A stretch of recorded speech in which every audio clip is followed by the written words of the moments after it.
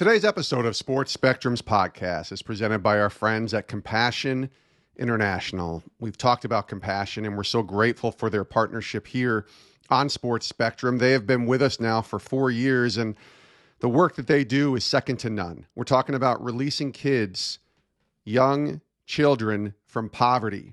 No child should be stuck in poverty. It's just not what should be happening. And Compassion says, you know what, we're going to do something about it. We're going to stand in the gap with these children and help them and their families be released from poverty-stricken situations. And when you go to the website, compassion.com/sportsspectrum, you'll see a list of children that are waiting to be released from poverty. Just simply the words, choose me, kids from Indonesia, kids from all around the world, Mexico, Uganda, Nicaragua, Colombia, Ghana, just the Philippines, Bangladesh, all over the world. These kids did nothing to deserve the poverty-stricken situations that they're in. But here's the beautiful thing about Compassion. They give you and I an opportunity to stand in the gap and help these kids and release them from poverty. It's why myself and my wife and my daughter feel so strongly about Compassion and sponsor a child through their program. And we want to encourage you to do the same. It's $38 a month, tax deductible, and it connects a child living in poverty with a loving, church-driven child sponsorship program like Compassion International. Consider it today. Pray about it and think about where your money might go each and every day. In this situation, your money is going for medical checkups, nutritional food, educational assistance, mentoring, and most importantly, every sponsored child with Compassion will hear about Jesus Christ and be encouraged to develop a lifelong relationship with God. Check out compassion.com/sportsspectrum and consider sponsoring a child today.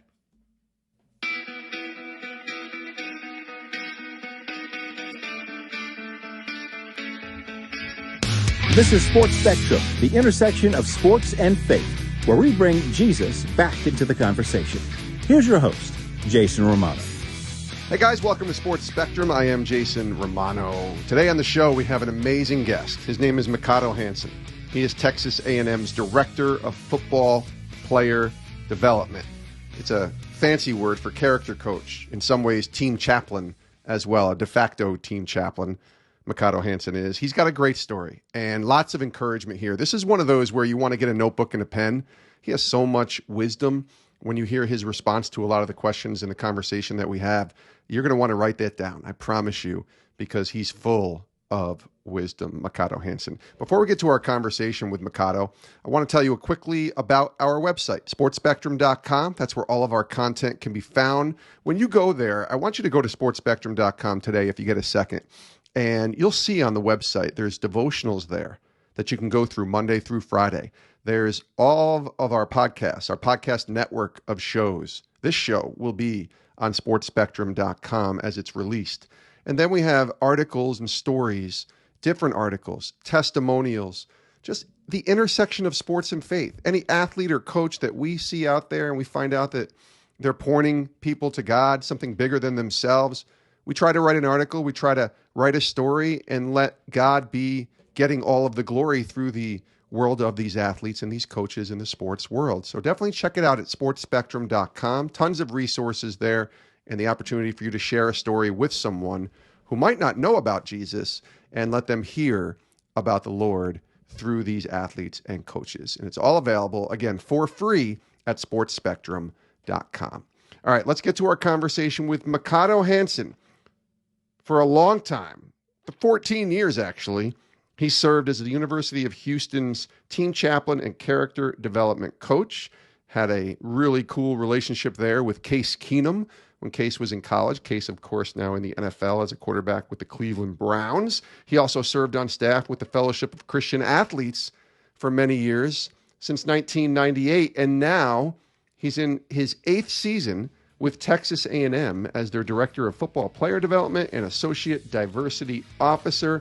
Mikado Hinson, man, if you just follow him on social media, he is full of encouragement, and he brought that today here on the podcast. Let's take a listen to Mikado Hinson right now on Sports Spectrum.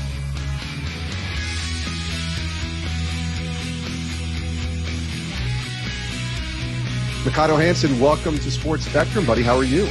I'm doing great, Jason. Thanks for having me, man. Really good to be with you. I've always been a fan and have always supported everything Sports Spectrum does and stands for, so it's an honor. Yeah, it's great to have you here. We connected in a few different ways, but mostly through social media, which is a great place to start, I think, for a lot of us. But speaking of social media, I got to kind of start there because I was kind of roaming through your Instagram.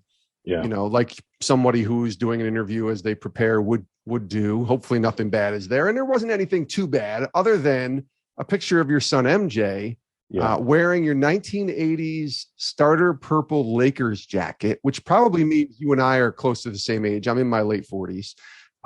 So we need to talk about that jacket, Mikado, because I had the same jacket, but I had a green and white one with the Celtics logo on the cover. So are you a Lakers fan, or was that just the style when you were a kid growing up? It was the style, but I was a huge Showtime fan. Okay. So I'd say I was a huge Magic Johnson fan. Mm-hmm. And so I had the Lakers sweats, I had the Lakers starter jacket, the Laker watch, all of those things. And so from Michael Cooper to Byron Scott to James Worthy to Kareem, but I was a huge Magic Johnson fan. I just loved how he operated on the floor and how he was a floor general and being 6'9" and handling the rock. All the things that I could never do on the basketball court, I appreciated watching him do.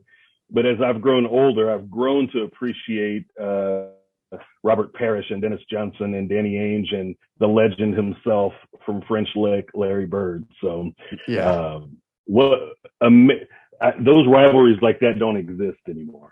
They don't. I mean, they can sometimes be rekindled in certain ways in sports, mostly college, I think, more than the NFL because of the way that the college rivalries will live on forever. But I don't think people appreciate what it was like to be a fan of sports, much less the NBA in the late 80s, because we didn't have the internet. We didn't have on-demand highlights. We had to wait till the newspaper the next morning to see the box score.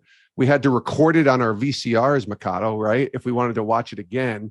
And a lot of people VHS, yeah. So you tuned in live at whatever the time was when the Lakers and Celtics were playing, or any team that was playing, that 3:30 spot Eastern time on CBS on a Sunday. Like, it was must-watch TV, and it was just a different time. But, man, I'm so glad. I'm so thankful that I was probably 13, 14 in 1988, watching those games and just thinking about, man, I got lucky. I grew up in a really cool time to watch sports. I would agree. I was the same. And then you add the Detroit Pistons into that with the Bulls.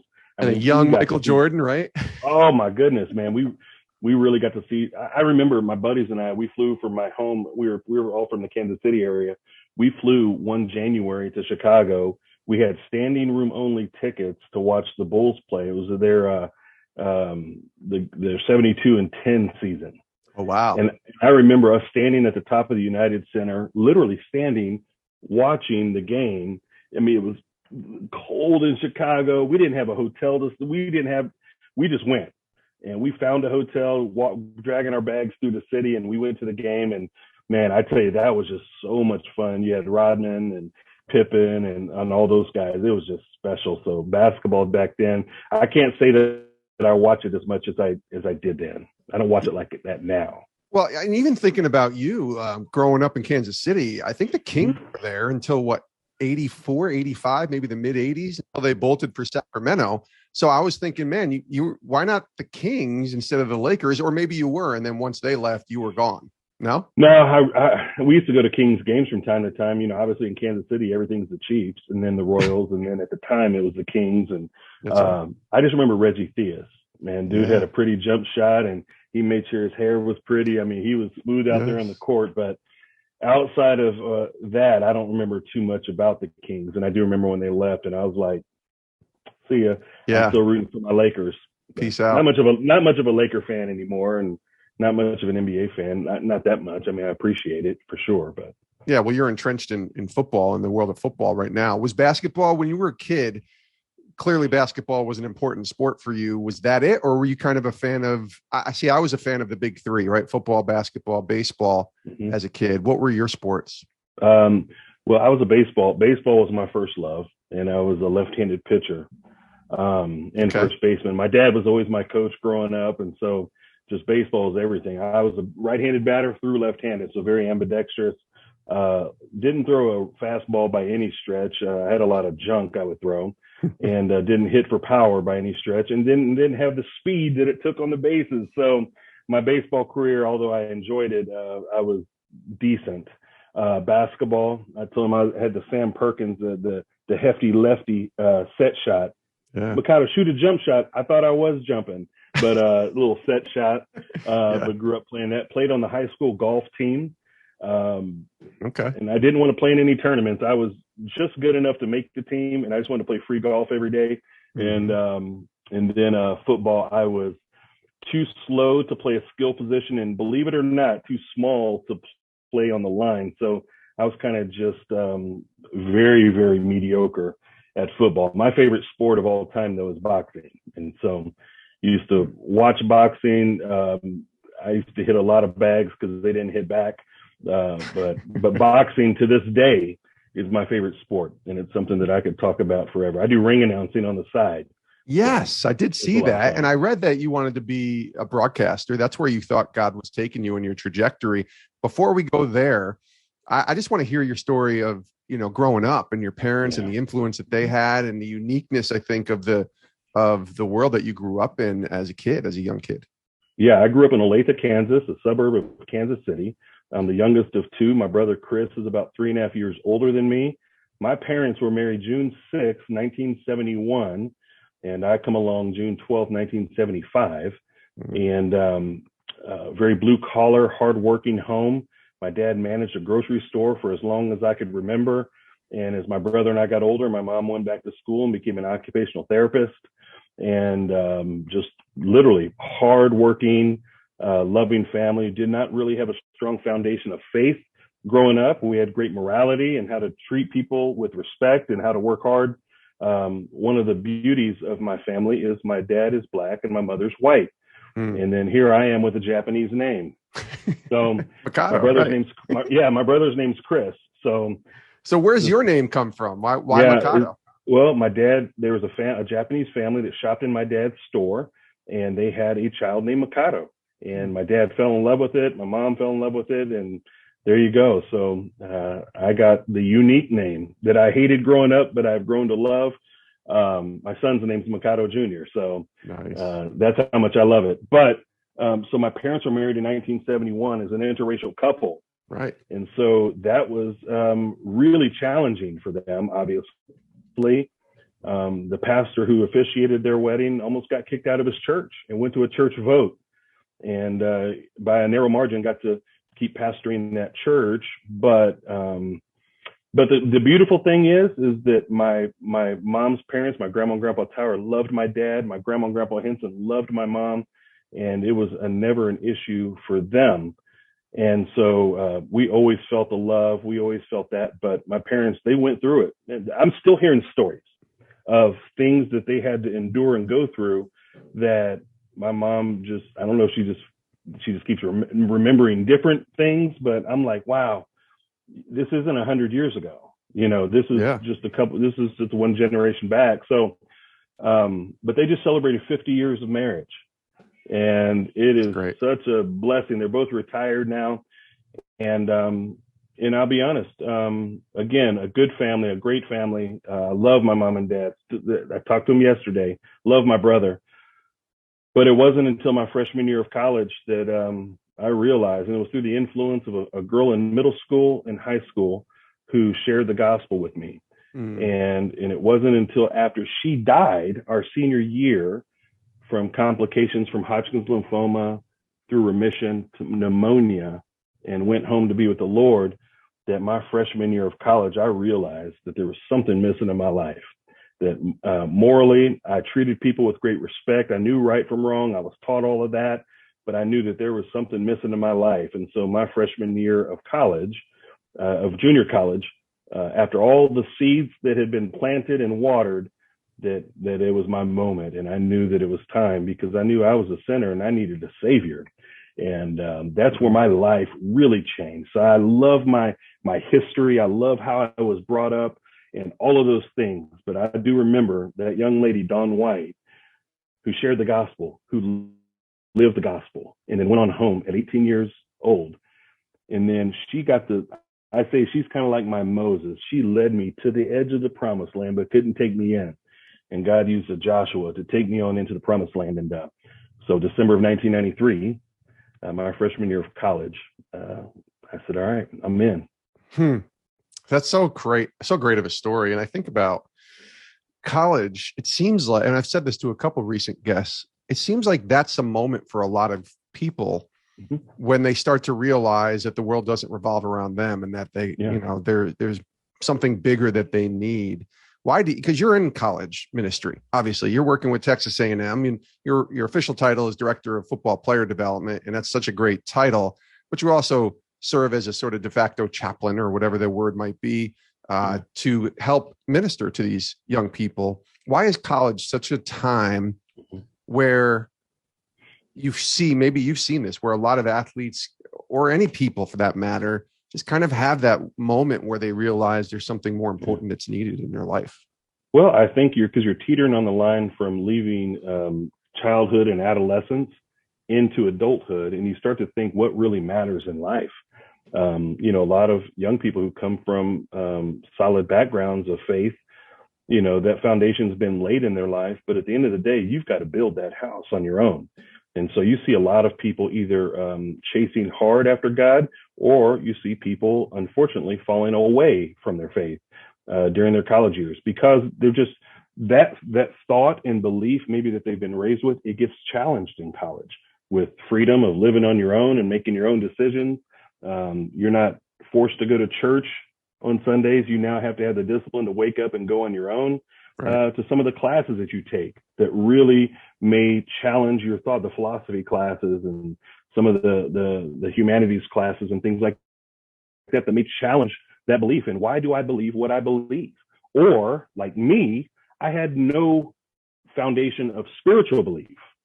I had a lot of the aesthetics and a lot of the other things that I felt make me into a respectable young man at the time, but I had no true north, right? And so my compass was spinning, although I felt like I had a sense of morality. And so my thought process got challenged with, there has to be more. Like, is this all there is to life? Is to, wake up at this time, go to class, figure out what I want to do with a career, maybe get married, maybe have kids. Now, what else? There has to be more to this life. And I realized that I was trying to fill that void in my life with a lot of stuff and a lot of things, and realized that I was created for this relationship. And it was in college that I made that decision, that I came to that crisis of belief that, okay, how are you going to live this life? And then, as Blackaby says in Experiencing God, I had to make the major adjustment in my life to line up with God's will for me. And I was old enough to understand that. I was old enough to make that not just decision, that commitment on my own. It wasn't my parents. It wasn't anyone else. I came to that crisis of belief. And so that's why I think the college years that's why I'm drawn to that, is because of life choices that are being made that will determine how you live the rest of your life. Oftentimes are made in college. So that's why it's important to me. Yeah. I mean, it's funny to think back to when I was in college. I'm sure you feel the same way, even though you made that amazing decision. Mine didn't take place till I was about 26 or 27. So I was a little past college. Yeah. But I was such a knucklehead, 18, 19, 20, thinking I knew everything. And, now it comes full circle. I have a daughter who's 17 and she does think she knows everything. And she's a senior in high school. She's a great kid. But I told her, I said, next year, you're going to go to college and life's going to change. And you're going to realize I don't know everything. Now, hopefully that foundation of faith that she has kind of, stays with her and she grows in her relationship with the Lord in an amazing way.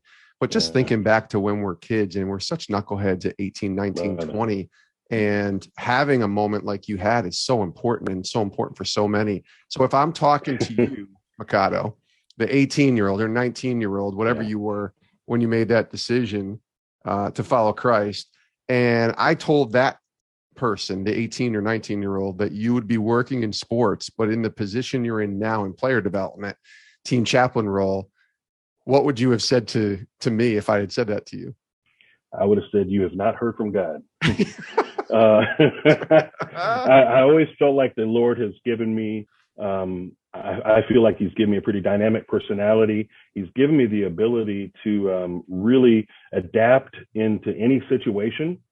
I have lived that life where, I have thought it's all about me and, and it's all about, my glory and stuff like that. But I would have never thought, like, I literally to this day, Jason, if I have a speaking engagement or I'm blessed to stand in front of a team or something like that, I have a moment every time where I almost become overcome with emotion because I'm like, God, I'm that biracial kid from Olathe, Kansas.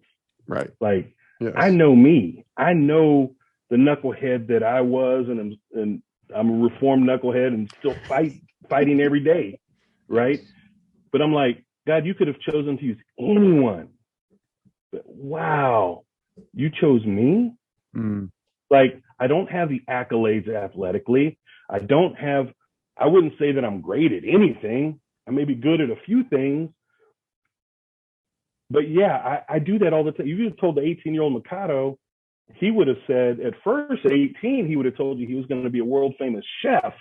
Because okay. I went to culinary arts school. Then I quickly realized I'd rather speak to 500 people than cook for them. That was nuts.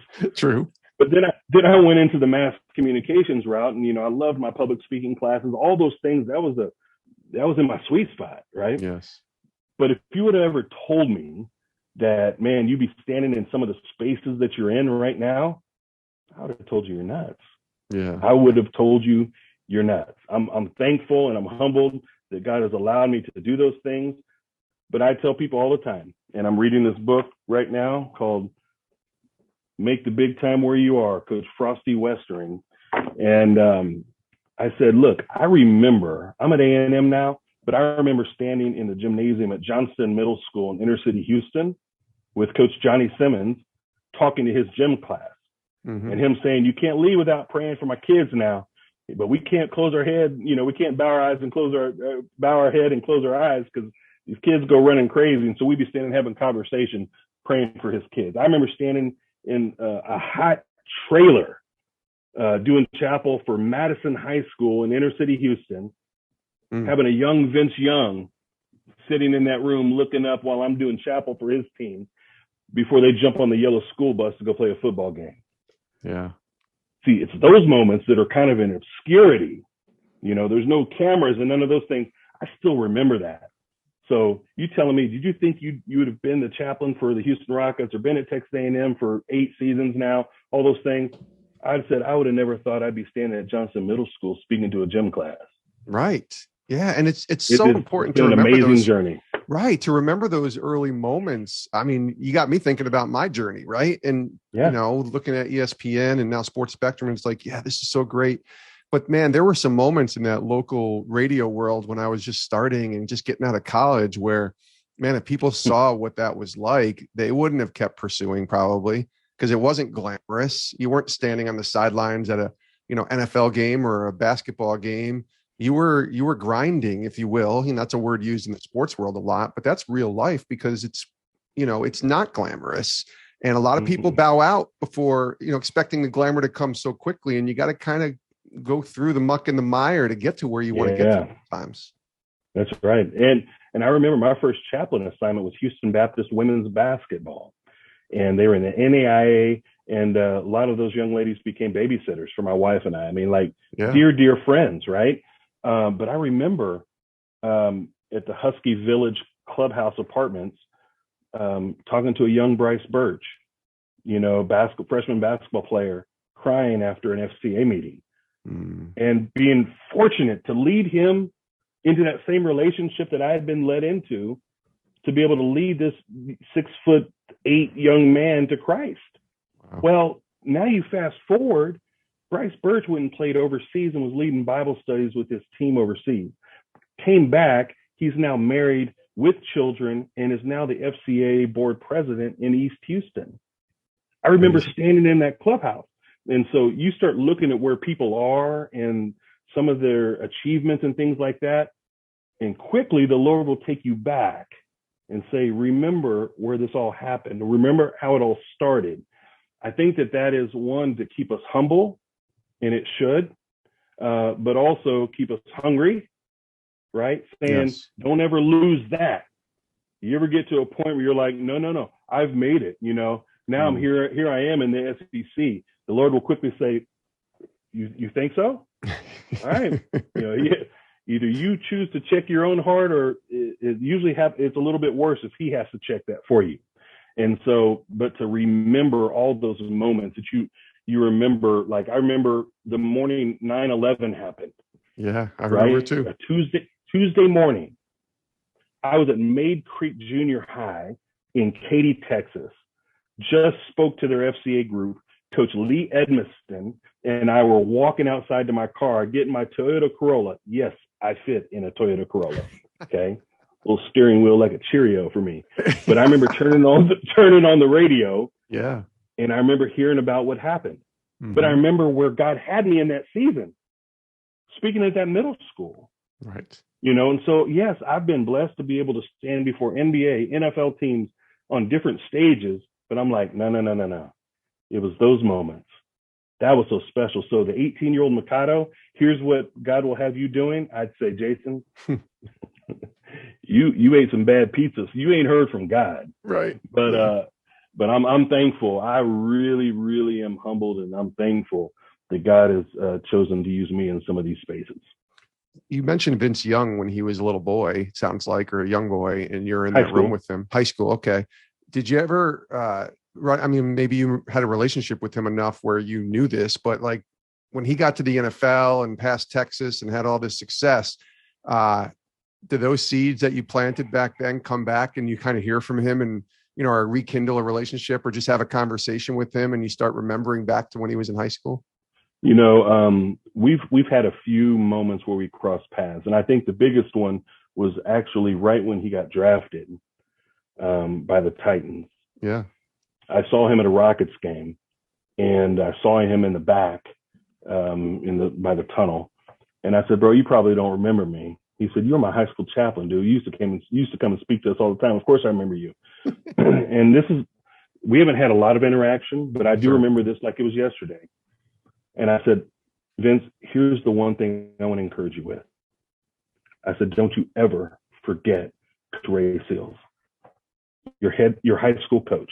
Don't you ever forget Ray Seals. I said, your world's about to get flipped, turned upside down like the Fresh Prince of Bel-Air, right?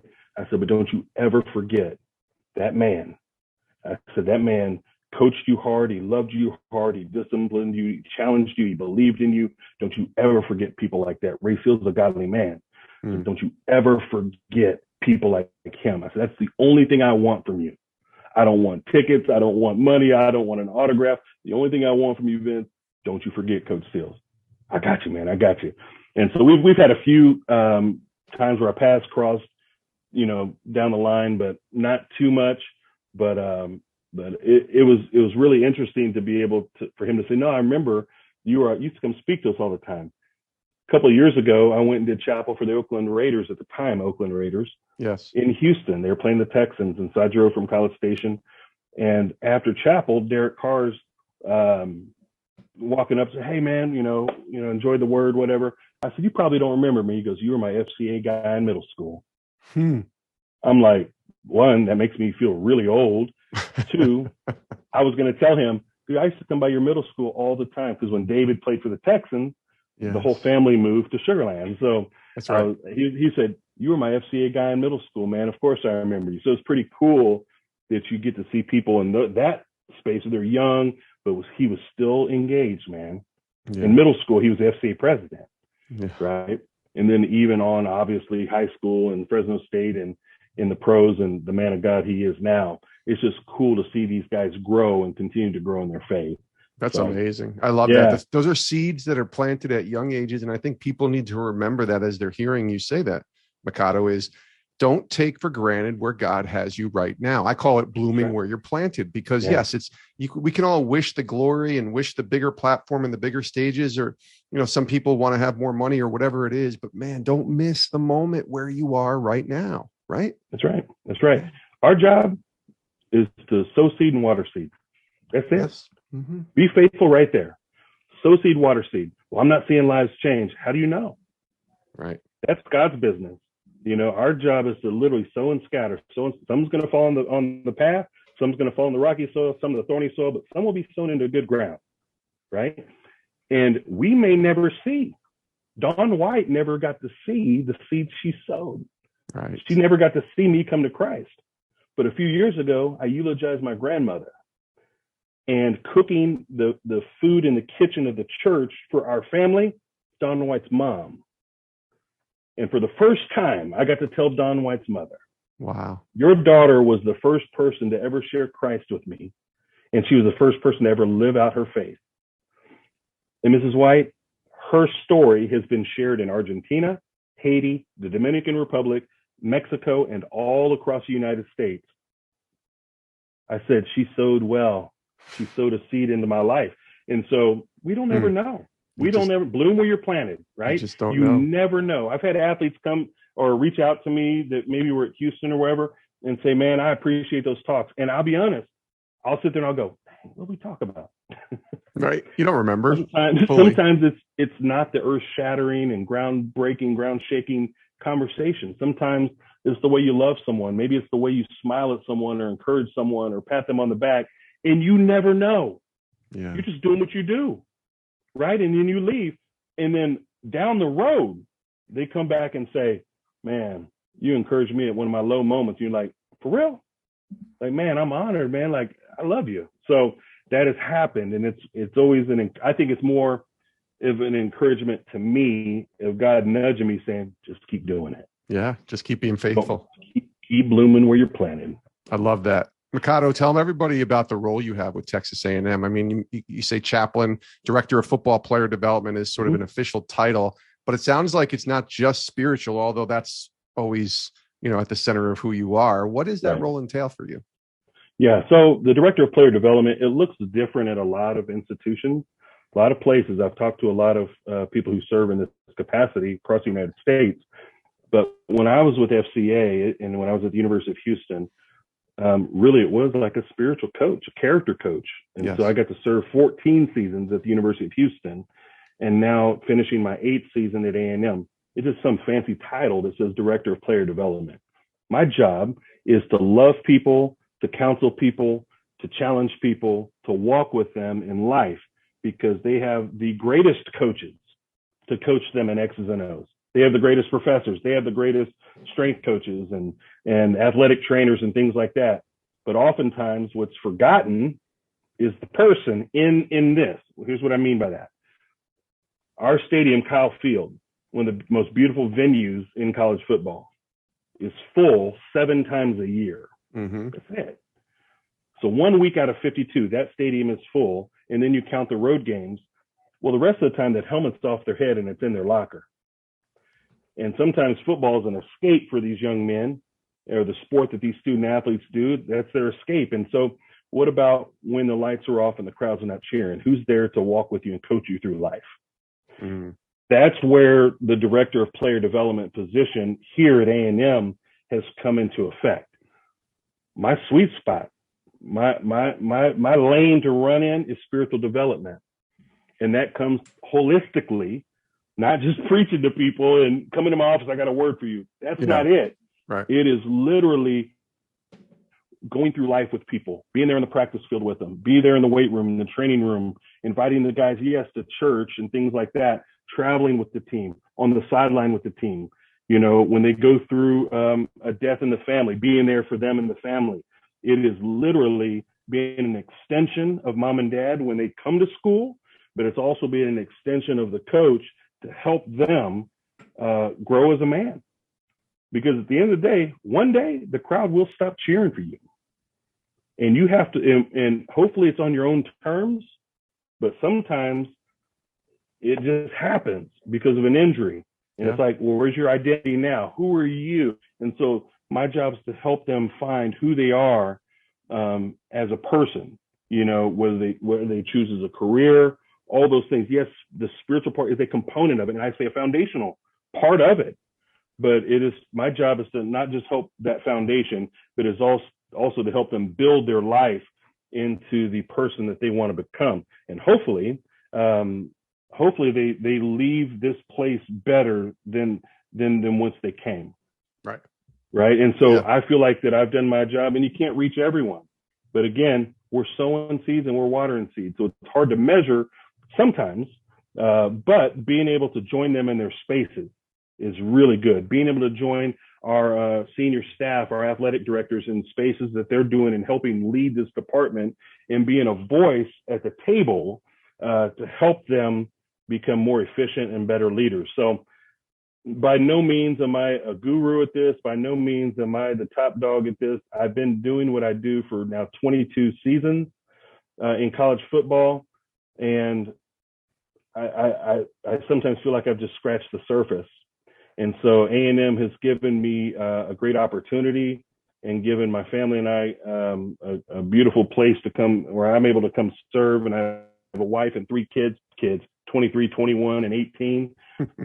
It has been a special place for us. It is a special place with a special group of coaches, athletics director. I mean, we've really, really enjoyed our time here. We've grown here as well, but hopefully we've left it better than when we came as well. We don't know when that leaving date is, but we just want to be faithful right here. So on a day-to-day, athletes come by where they eat and where they study. My office connects the two. So they have to walk by my office. They're going to eat, they walk by, they go study, they walk by. And so a lot of meetings, one-on-one meetings, counseling sessions, small group settings with guys, chapel settings before games. That's optional if guys want to do that. I said anything that I do with the guys is optional, except me loving them. They can't stop that. That's right. That's mandatory. That's something I control.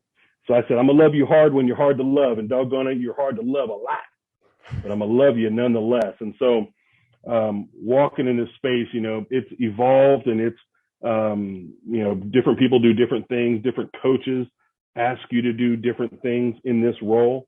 But I'm thankful the coach who was here prior, Kevin Sumlin, had that vision of what I did at Houston.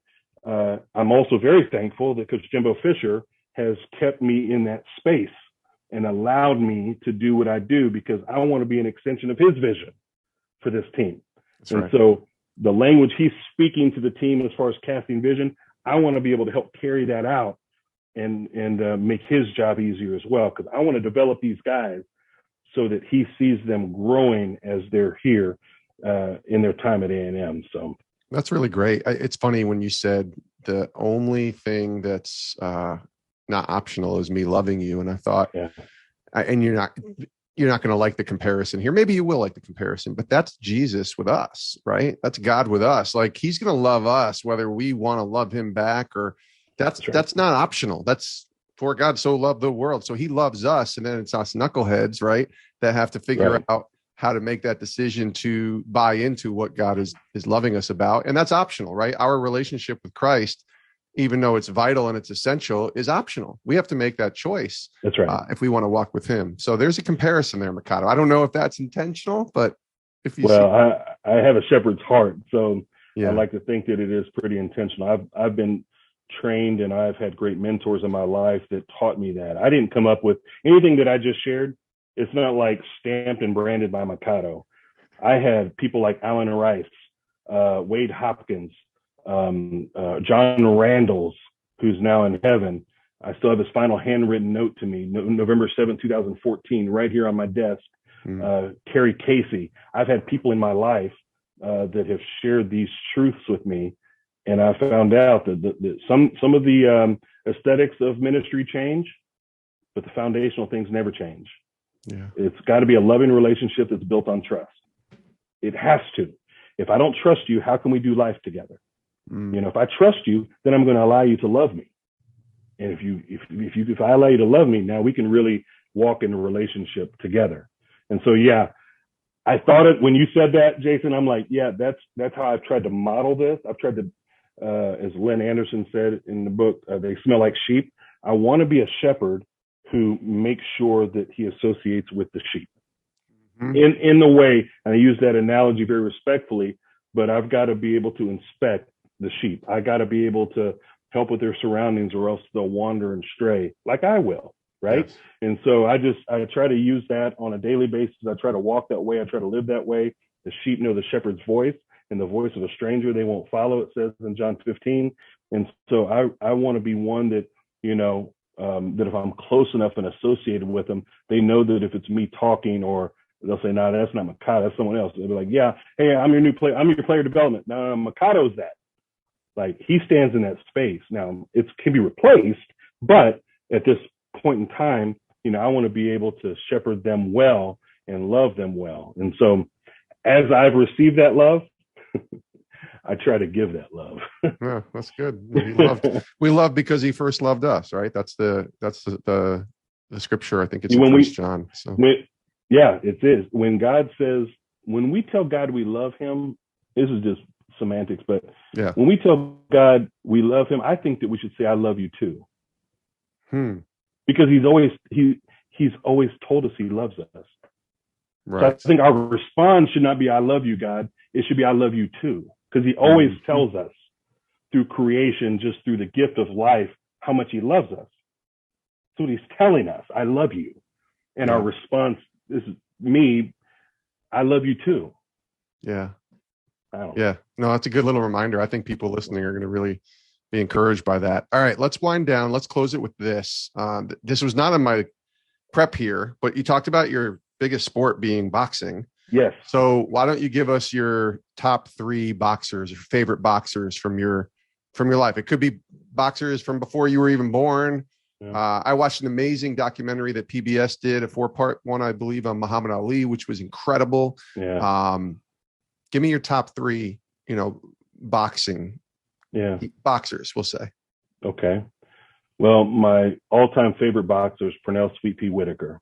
Okay. From Norfolk, Virginia, was a 1984 Olympic gold medalist, southpaw, which is what I am as well. Mm-hmm. So, and when I was in school in Norfolk, I got to see him train and got to do interviews with him and spend time in his gym. And so just watching him perfect the sweet science of boxing is pretty special. So Pernell Whitaker is my all-time number 1. Okay. Roy Jones Jr. is probably number 2. Just the reflex from Pensacola, Florida, the reflexes that he had and the unorthodox style that he had was super special. And then I'd have to go with a pretty popular one during my era would be Mike Tyson. Yes. Just watching Mike and the air of intimidation that he had, just knowing a little bit about his story of growing up in Brownsville, Brooklyn. I met him one time after my buddy, who was the heavyweight champ. And I'd say the next one below that would be Chris Bird. A lot of people say, oh, who's Chris Bird? 1992 Olympic silver medalist, was the IBF heavyweight champion for 4 years. I got to travel the world with Chris. I was there, walked him to the ring when he beat Holyfield, fights in between when he fought at Madison Square Garden a couple of times. And I was there when Vladimir Klitschko knocked him out in Mannheim, Germany.